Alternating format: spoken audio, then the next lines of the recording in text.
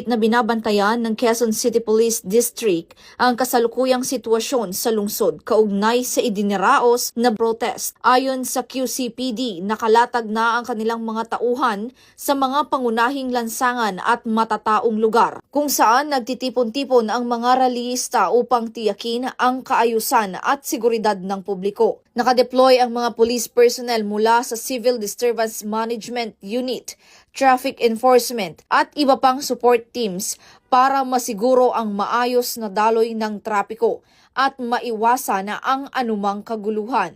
Sa kabila ng pagdagsa ng mga rallyista, nananatiling mapayapa at maayos ang kalagayan ng protesta.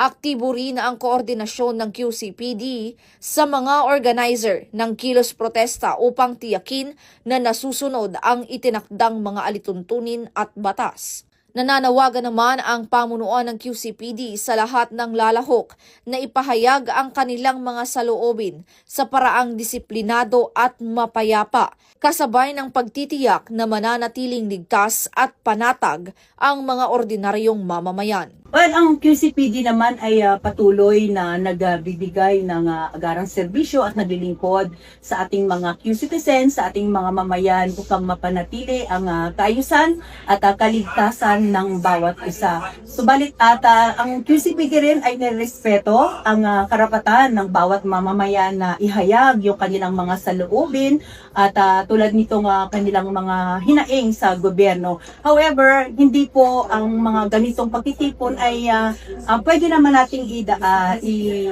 isasagawa sa maayos at mapayapang paraan. At sumunod din po tayo sa mga alituntunin para po maiwasan yung mga pananakit, masaktan o kayong ang mas worse na maging marahas.